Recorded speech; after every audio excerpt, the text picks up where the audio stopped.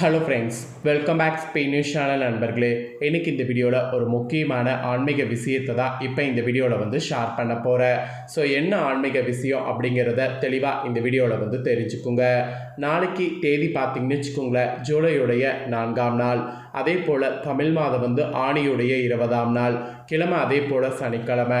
நாளை நாள் வரக்கூடிய இந்த சனிக்கிழமை சாதாரணமாக வரக்கூடிய சனிக்கிழமை கிடையாது. மிகவும் முக்கியமாக எச்சரிக்கையாக வரக்கூடிய சனிக்கிழமை என்று சொல்லலாம். ஏன்னா நாளைய சனிக்கிழமை ஆணியில் வரக்கூடிய சனிக்கிழமை. இந்த சனிக்கிழமையில் இந்த 4 விஷயங்களை செய்தால் வாழ்க்கை போராட்டங்கள்லேருந்து வெளிவரலாம். ஸோ வாழ்க்கை போராட்டங்கள்லேருந்து வெளிவருவதற்கு எந்த 4 விஷயம் செய்யணும் அப்படிங்கிறத தான் இந்த வீடியோவில் சொல்ல போகிறேன். ஸோ வாழ்க்கையில் போராட்டங்கள் இருக்கக்கூடிய நீங்கள் அனைவரும் இந்த வீடியோவை பாருங்கள். வாழ்க்கையில் போராட்டங்கள்லேருந்து வெளிவர இதை கண்டிப்பாக ட்ரை பண்ணுங்கள். வாழ்க்கைன்னு எடுத்துக்கிட்டால் போராட்டங்கிறது கண்டிப்பாக இருக்கும் அப்படிங்கிறது எல்லாருக்குமே தெரியும். அவ்வளவு எளிதாக வாழ்க்கையில் பார்த்திங்கன்னு வச்சுக்கோங்களேன், வெற்றிங்கிறத அடைய முடியாது. ஸோ வாழ்க்கையில் வெற்றி அடைகிறதுக்கு கண்டிப்பாக பார்த்திங்கன்னு வச்சுக்கோங்களேன், நமக்கு கிரகங்களுடைய சப்போர்ட் தேவை. ஸோ கிரகங்கள் எப்பயுமே பார்த்திங்கன்னு வச்சுக்கோங்களேன் ஒரே மாதிரியே இருக்காது. ஒரு சில நேரம் அதிர்ஷ்டம் தர மாதிரி இருக்கும், ஒரு சில நேரம் ஆபத்து தர மாதிரி இருக்கும்.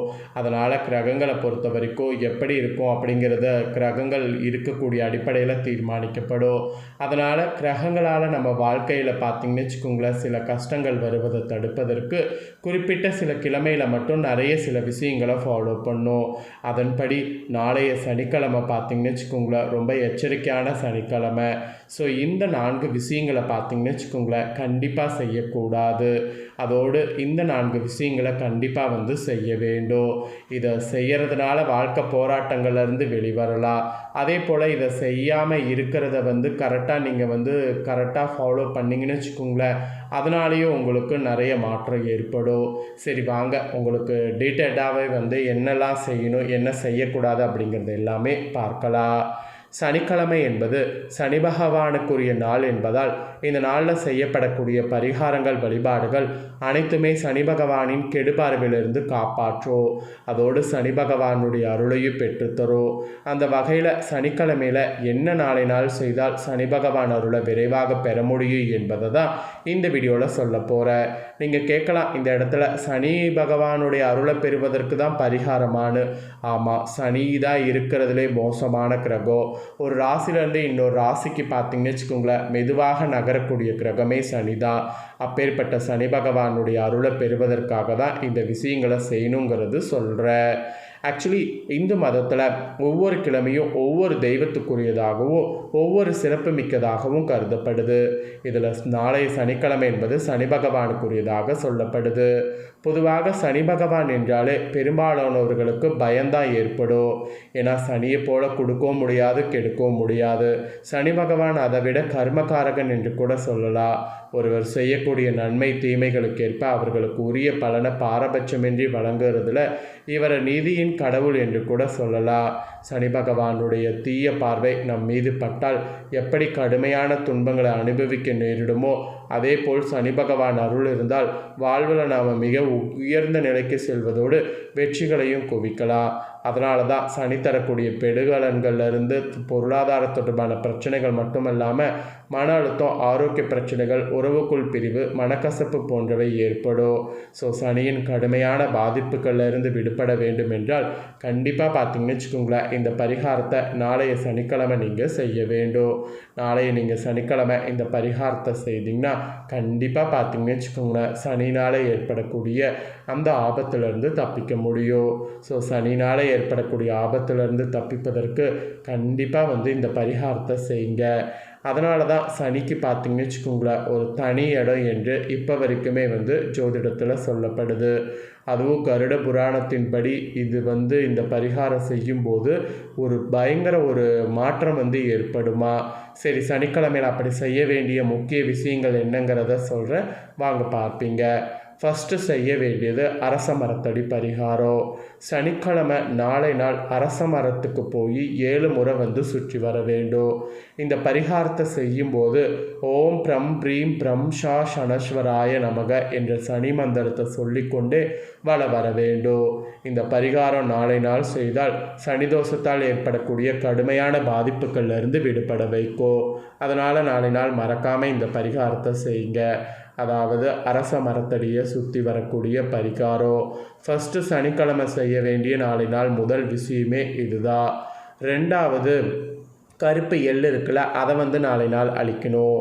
சனிக்கிழமையில் சனி பகவானுடைய அருளை பெற ரெண்டாவதாக அரச மரத்தடியில் கருப்பு எள் இல்லைன்னா கருப்பு வஸ்திரம், கடுகு எண்ணெய் ஆகியவற்றை அந்த மரத்துக்கு சமர்ப்பித்து வழிபாடு செய்ய வேண்டும். இதனால் சனி பகவானால் ஏற்படக்கூடிய துன்பங்கள்லேருந்து விடுபட முடியும். ஸோ ரெண்டாவதாக செய்ய வேண்டியது கருப்பு எள் அழிக்கிறது. ஃபஸ்ட்டு அரச மரத்தை சுற்றி வர்றது, ரெண்டாவது அரச மரத்தடியில் கருப்பு எள் இல்லைன்னா கருப்பு வஸ்திரம், கடுகு எண்ணெய் இதை ஏதாவது ஒன்று சமர்ப்பிக்கிறது. ஸோ இந்த 2 விஷயத்தை வந்து நாளை நாள் கண்டிப்பாக வந்து செய்யாமல் மட்டும் இருக்கக்கூடாது. இதை தொடர்ந்து மூணாவதாக செய்ய வேண்டியது என்னென்னா கடுகு எண்ணெயில் விளக்கேற்றுறது. ஸோ சனிக்கிழமை நாளை மாலை வேளையில் பார்த்திங்கன்னு வச்சுக்கோங்களேன், அரச மரத்தடிக்கு போய் கடுகு எண்ணெயில் விளக்கேற்றி வழிபடணும். இதனால் சனி பகவானின் கடு கோபத்திலிருந்து விடுபட முடியும். விளக்கு ஏற்றும் போது ஓம் சனீஸ்வராய நமக என்ற மந்திரத்தை விளக்கேற்றும் போது சொல்லிக்கொண்டே விளக்கேற்றி வழிபாடு செய்ய வேண்டும். இது வந்து பார்த்திங்கன்னு வச்சுக்கோங்களேன், சனியினால் ஏற்படக்கூடிய கோப பார்வைகளிலிருந்து தப்பிப்பதற்கு ஈஸியாக இருக்கும். சனியுடைய கோப பார்வையிலிருந்து தப்பிப்பதற்கு கண்டிப்பாக வந்து கடுகெண்ணெயில் விளக்கேற்றணும். ஸோ கடுகெண்ணெய் வந்து கண்டிப்பாக பார்த்திங்கன்னு வச்சுக்கோங்களேன், உங்கள் ஊர்களில் நாட்டு மருந்து கடைகளில் கேட்டிங்கன்னா கிடைக்கும். இல்லை நார்மலாக மளிகை ஸ்டோர்லேயே பார்த்திங்கன்னு வச்சுக்கோங்களேன், கடுகெண்ணெய் ட்ரை பண்ணிங்கன்னா கண்டிப்பாக கிடைக்கும். ஸோ கடுகெண்ணெயில் வந்து கண்டிப்பாக வந்து விளக்கேற்றினீங்கன்னா சனியுடைய கோபம் குறையும். அரச மரத்தடியில் இருக்கக்கூடிய அந்த இடத்துல தான் வந்து விளக்கேற்றணும். அப்போ தான் பார்த்திங்கன்னு வச்சுக்கோங்களேன், சனி பகவானுடைய கோபம் குறையும். ஸோ அரச மரத்தடியை சுற்றி வரணும். அரச மரத்தடியில் வந்து எண்ணெயை, அப்புறம் கடுகு எண்ணெய், அதோடு எள் இந்த மாதிரிலாம் சமர்ப்பணம் பண்ணணும். அப்புறம் மாலை வேளையில் விளக்கேற்றணும். இதெல்லாம் தொடர்ந்து ஃபைனலாக செய்ய வேண்டியது என்னென்னா அரச மரத்திற்கு தண்ணீர் விடுறது.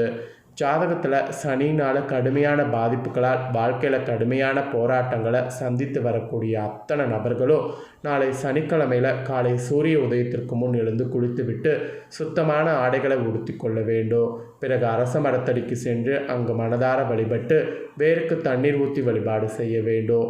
அந்த தண்ணீரோடு கங்கை நீரை கலந்து ஊற்றுவதால் இன்னும் அதிகமான பலன் கிடைக்கும். இது சனி பகவானுடைய அருளை பெற்றுத்தருவதோடு பல தடைகளை விளக்கும். அதனால் கண்டிப்பாக பார்த்திங்கன்னு வச்சுக்கோங்களேன், தண்ணீர் ஊற்ற மறக்காதீங்க. தண்ணீர் ஊற்றுறது, கடுகெண்ணெயில் விளக்கு போடுறது, கருப்பு எள் அழிக்கிறது, அரச மரத்தடியை சுற்றுறது, இந்த மாதிரி விஷயங்கள் நாளை சனிக்கிழமையில் செய்திங்கன்னா இந்த 4 விஷயங்களால் வாழ்க்கை போராட்டங்கள்லேருந்து வெளிவரலாம். அதே போல் செய்யக்கூடாத 4 விஷயங்கள் என்னென்னு பார்த்திங்கன்னா, நாளை நாள் யாருக்கும் கடன் கொடுக்கக்கூடாது. கருப்பு கலரில் இருக்கக்கூடிய எந்த பொருட்களையுமே நாளை நாள் வந்து கடன் கொடுக்கக்கூடாது. அப்படி கடன் கொடுத்திங்கன்னா அது ஆபத்தை ஏற்படுத்தும். அதுக்கப்புறமேட்டு வந்து நாளை நாள் பார்த்திங்கன்னு வச்சுக்கோங்களேன், முடி வெட்டுறது, நகம் வெட்டுறது இந்த மாதிரி பண்ணக்கூடாது.